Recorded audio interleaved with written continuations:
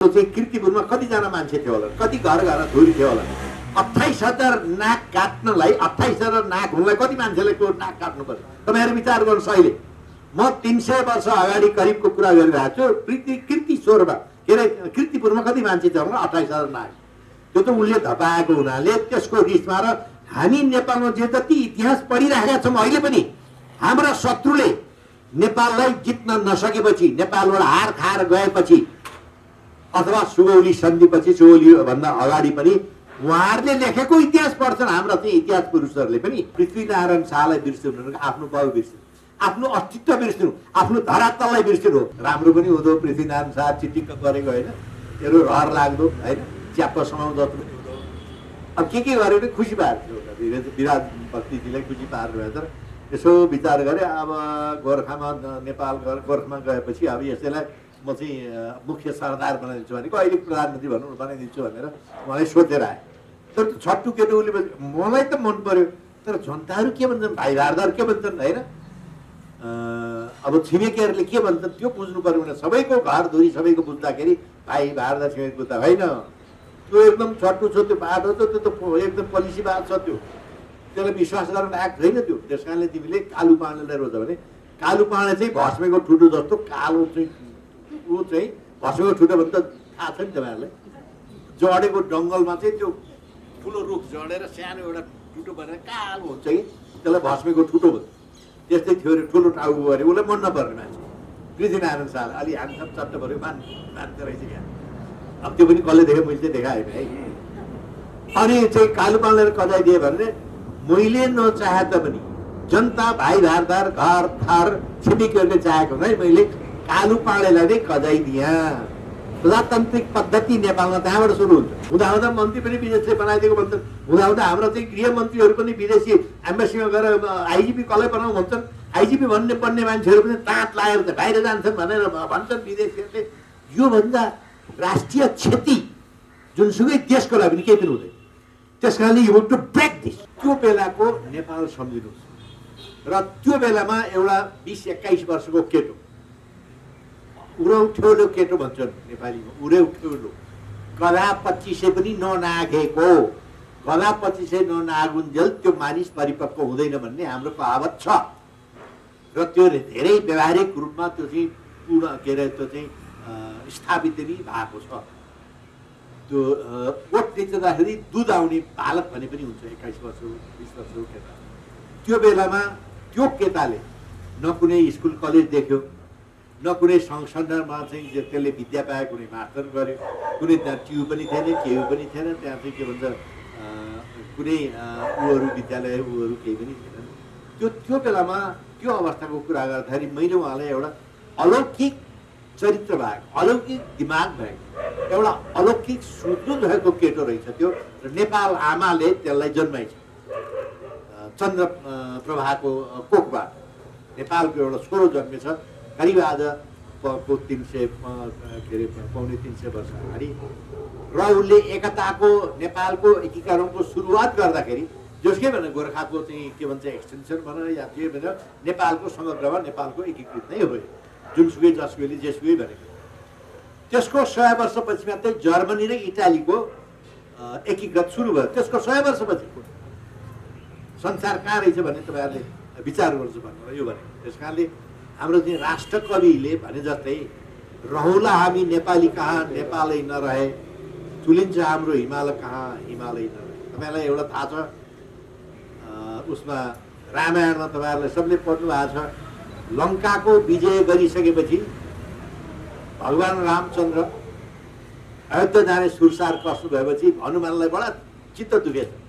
कस्तो भगवान यो रामचन्द्र मेरो भगवान होइन, मेरो मालिक, यत्रो लङ्काको यत्रो चाहिँ दरबारहरू यत्रो चाहिँ वैभवले सम्पूर्ण परिपूर्ण भएको, हिरामती ज्वारतले खचाखच भएको, खचित भएको यस्तो देशलाई थियो त्यो गरिब अयोध्यामा जाने त्यो सानो फुच्चे देशमा धत हुँदैन भनेर उसलाई भगवानलाई उहाँले चाहिँ बिन्ती गर्नु कि भगवान यो अयोध्या त यो के भन्छ हाम्रो चाहिँ पुष्पक विमान छँदै त्यसमा कहिलेकाहीँ यसो भिजिट गर्न गए भइहाल्छ नि।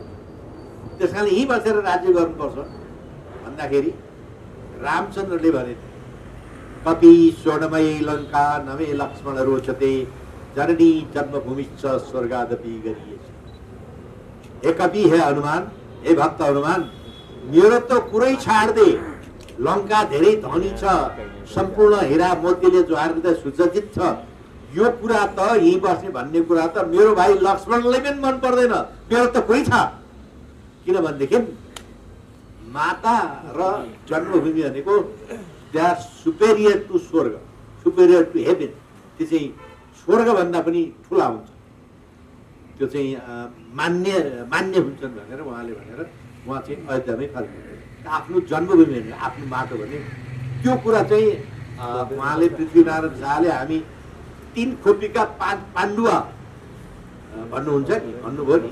तर त्यो भन्दा भन्दै पनि लास्टमा त फेरि कुनै भाइले पनि के अरे सहयोग गरेन, भाइहरू पनि सबै भए, कोही कोही के गरे होइन।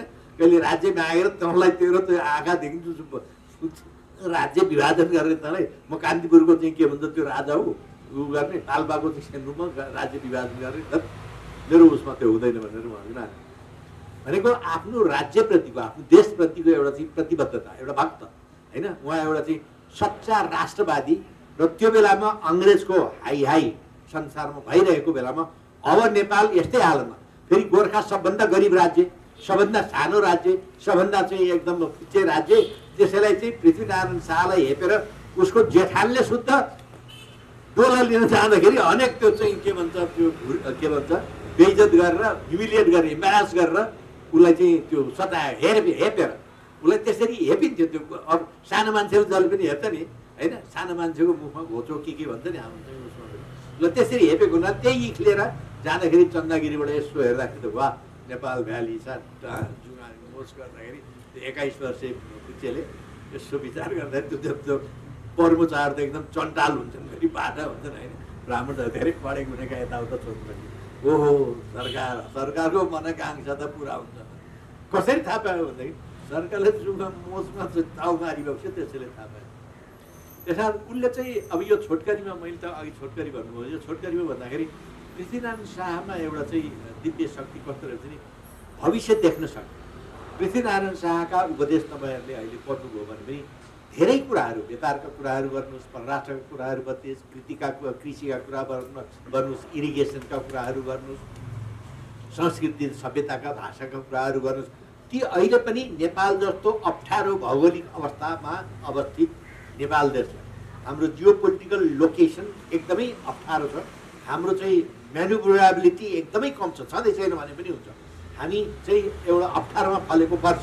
त्यस्तो देशलाई बचाइराख्नको लागि के किल्ला काँगडाहरू खर्नुपर्छ, कस्ता सिपाहीहरू राख्नुपर्छ होइन, कस्ता भाइ भारदारहरू चुज गर्नुपर्छ। र यहाँ उहाँले न जात न भात न चाहिँ के भन्छ भूगोल न केही हेऱ्यो, उहाँले के हेऱ्यो भने योग्यता र क्षमता, कसलाई के काम दिँदाखेरि त्यो चिज चाहिँ उहाँले एकदम चाहिँ विश्वासका साथ, प्रतिबद्धका साथ सफलतामा लान सक्छ, त्यस्तो मान्छे छान्ने उहाँको त्यो खुबी, मान्छे चिन्ने खुबी हुन्छ। अहिले पनि भन्छ नि मान्छे चिन्नुपर्छ भनेर धेरैले भन्छ। र उहाँलाई चाहिँ उहाँको सबभन्दा ठुलो एउटा चाहिँ सल्लाहकार भने त्यो विशेषनगर होइन। गाउँमा चाहिँ जसलाई घुम्दै जाँदाखेरि त्यो अब गाउँघरमा चाहिँ डुल्दै जाँदाखेरि यो सबै अब यो राज्य त अब अङ्ग्रेजले खाने भयो, यसलाई एकताबद्ध गरेन सकिनँ भनेदेखि। र उहाँको पालामा करिब 2022 पहिला त अहिलेको नेपाल जस्तै त्यत्तिकै नेपाल थियो भन्ने कुराहरू इतिहासले प्रमाण गरेको छ। र उहाँको पालामा टुक्रेर होइन 52वटा राज्य भएको ठाउँमा त्यसलाई कसरी एकताबद्ध गर्ने भन्ने उहाँलाई त्यो सोच जाग्यो। र त्यसको साथसाथै उहाँ त गरिब छ, पैसा पनि छैन, फौज पनि छैन, मान्छे पनि छैन। अब के गर्ने भन्दा यसरी गाउँमा सबैको सल्लाह लिँदै विजयनगर त्यहाँ पुगेपछि विजयनगर त्यसलाई विश्वेश्वर उसको नाम, विजय होइन विश्वेश्वर, उसलाई विजय भने विश्वेश्वर हो उसको नाम चाहिँ। विषय मलाई चाहिँ यो देश चाहिँ सानो भयो नेपाल, यसलाई चाहिँ ठुलो पनि बनाउनु पर्यो।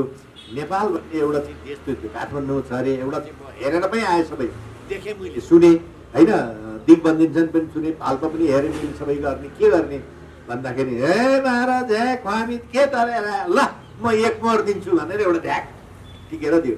अनि उसले सोच्यो यो एउटा ढ्याकले मैले के गर्नु र होइन, यत्रो देश गर्नलाई एउटा ढ्याक के गर्नुहुन्छ त, म जस्तै कतिवटा 12,000 घरधुरीमा एक उठाउनुहोस् त, तपाईँलाई कति हतियार कति मान्छे जति पनि पुग्छ भने चाहिँ त्यो बाठो छट्टु केटा होइन। उहाँले त कुरा बुझिहालेर अनिखेर उहाँ चाहिँ पैसा सैसा उठाएर बनारसतिर गएको।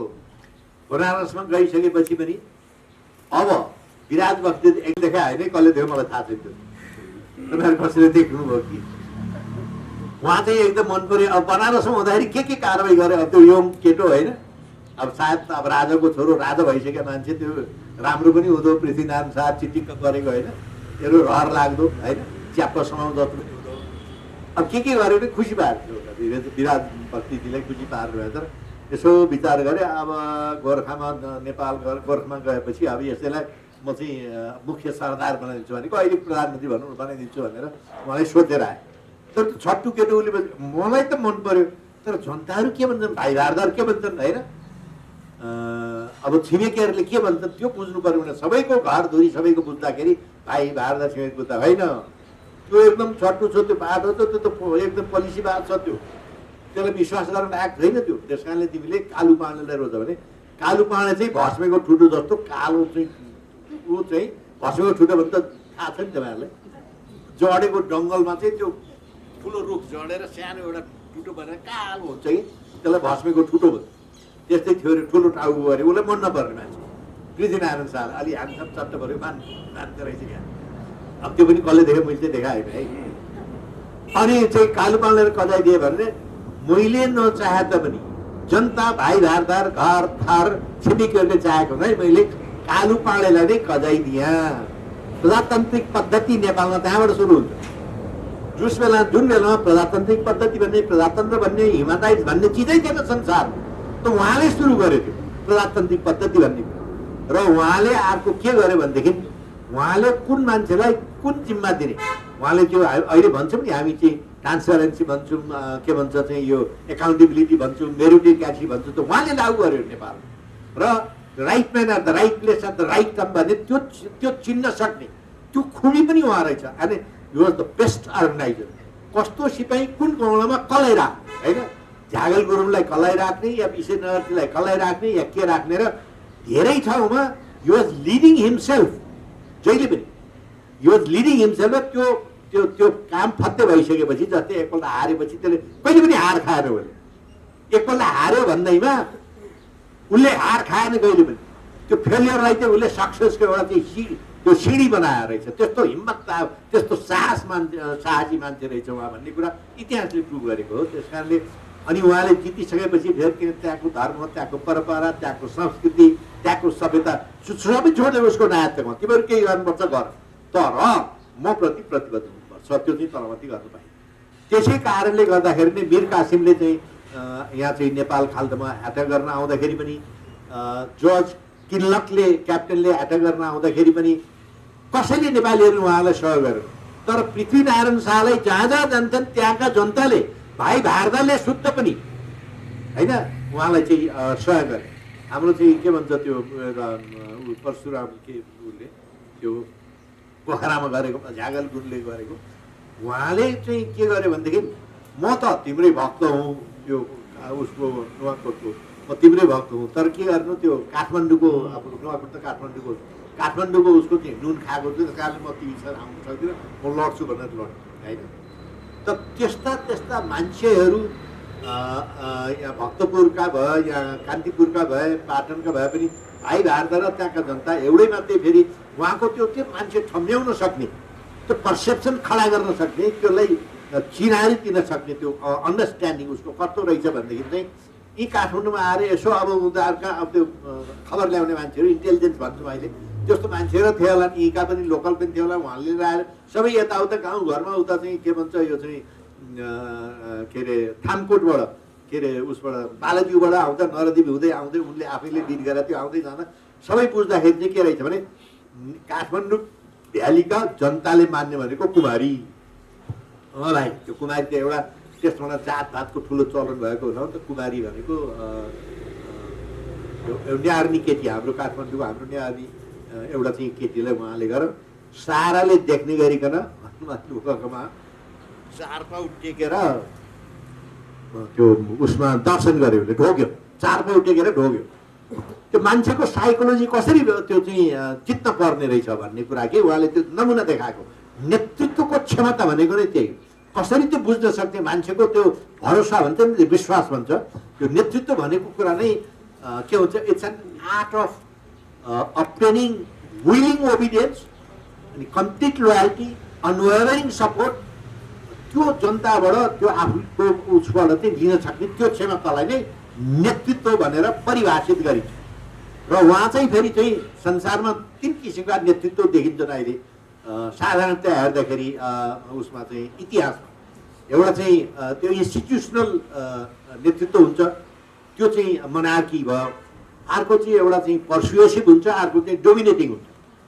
अब उहाँ चाहिँ त्यो मलाई लाग्छ, मैले अरू विद्वत्वहरू म विज्ञ होइन है, यो चाहिँ म पहिलो आम नट विज्ञ, विज्ञहरूको कुरा सुन्दा उहाँ चाहिँ एउटा पर्सुएसिभ किसिमको नेतृत्व प्रदान गर्न सक्ने क्षमता भएको मान्छेले विश्वास दिलाउन सक्ने कि मैले गरेको काम ठिक छ, म चाहिँ कुनै गुटको, कुनै व्यक्तिको, कुनै एउटा जातिको म हुन्न, म सम्पूर्णको राजा हुँ, म सम्पूर्णको चाहिँ नेतृत्व दिन्छु म, र मैले असल मान्छेलाई असल काम दिन्छु, जिम्मेवारी दिन्छु, जसलाई जुन जिम्मेवारी भन्नु त्यसलाई त्यही दिन्छु भनेपछि एउटा चाहिँ 12 वर्षदेखि लिएर चाहिँ बुढापाकादेखि लिएर उहाँले चाहिँ त्यो सबैको मन जित्न सक्ने र जहाँ जहाँ गए पनि जहाँ जहाँ आफूले जितिसकेपछि त्यसलाई कन्सोलिडेट गरेर हतार नगरेर त्यसलाई कन्टिन्युटी गरेर त्यही मान्छेलाई, त्यहीको मान्छेलाई जिम्मेवारी दिएर फेरि अर्कोतिर चाहिँ उहाँ लाग्ने, त्यस्तो किसिमको एउटा चाहिँ अद्वितीय स्वभाव भएको मान्छे जस्तो लाग्छ। र उहाँले चाहिँ नेपाल जस्तो एउटा अप्ठ्यारो अवस्थामा भएको देशलाई चन्द्र सूर्य रहस्यसम्म राख्नुको लागि के चिजहरू गर्नुपर्ने रहेछ,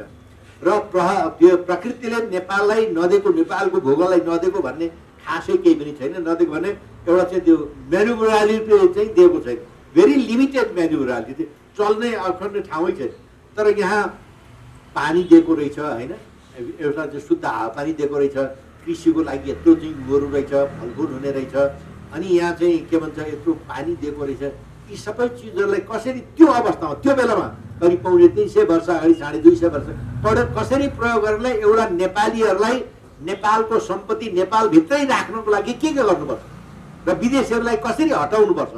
जस्तै चाहिँ अब यो पादरीहरूले खास गरेर चाहिँ 1833 देखि 1838 सम्म हो क्या अरे, लर्ड म्याकाले चाहिँ इन्डियामा आएर इन्डियाको ठुलो अध्ययन गर्नुभयो कि पार्लियामेन्टमा एउटा चाहिँ लोअर हाउसमा उहाँ डिबेट चलेको थियो कि किन इन्डियनहरू चाहिँ कलकत्तावासी भन्दैनन्, मद्रासवासी भन्दैनन्, पन्जाबी भन्दैनन्, खालि इन्डियन भन्छन्, किन यसलाई कसरी तोड्ने भनेर लर्ड म्याकेललाई यहाँ इन्डियामा अध्ययन गर्न पठाएर त्यति 3-4 वर्ष अध्ययन गरिसकेपछि उहाँले पार्लियामेन्टमा रिपोर्ट पेश गर्यो कि जबसम्म इन्डियामा हामीले इन्डियाको भाषा परिवर्तन गर्न सक्दैनौँ, धर्म परिवर्तन गर्दैछौँ, त्यसको इतिहास हामी लेख्दैनौँ, तबसम्म इन्डियाले दिएन भन्छ। त्यस कारणले त्यहाँको भाषा हामीले हाम्रो लागू गर्नुपर्छ, त्यहाँको धर्म हाम्रो लागू गर्नुपर्छ, र त्यहाँका स्कुल कलेजहरूमा मेसनिक पठाएर हामीले चाहिँ आफ्नो चाहिँ दायित्व के अरे स्थापित गर्नुपर्छ, अनि मात्रै त्यो इन्डिया चेन्ज गर्नुपर्छ, चेन्ज हुन्छ भनेर भनेका छन्।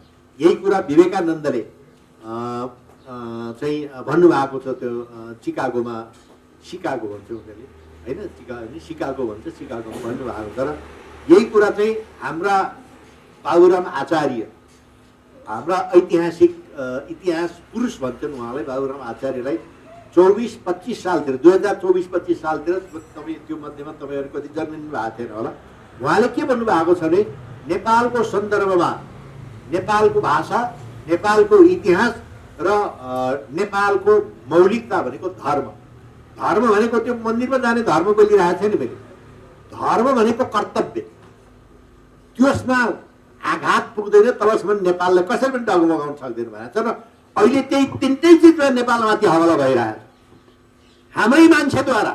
म अरूलाई विदेशीलाई दोष दिन चाहन्न, आफ्नो हामी गर्न सक्दैनौँ, अर्काको इसारामा चल्छौँ, हामी हाम्रो देशमा केही पनि गर्न सक्दैनौँ भन्ने जुन किसिमको एउटा चाहिँ त्यो पर्सेप्सन इन्फ्लुएन्स भएको छ नेपाली समाजमा, खास गरेर नयाँ जेनेरेसनहरूमा। म अहिले 2-3 महिना चाहिँ विदेश गरेर आएको, आउनु बित्तिमा पाल्पातिर गएँ, त्यहाँपछि अस्ति चाहिँ भोजपुर खादबारीतिर गएर आएको म, सबै नेपालीहरू सर सबै हामी त एजेन्ट हो, हामीले केही गर्न सक्छ।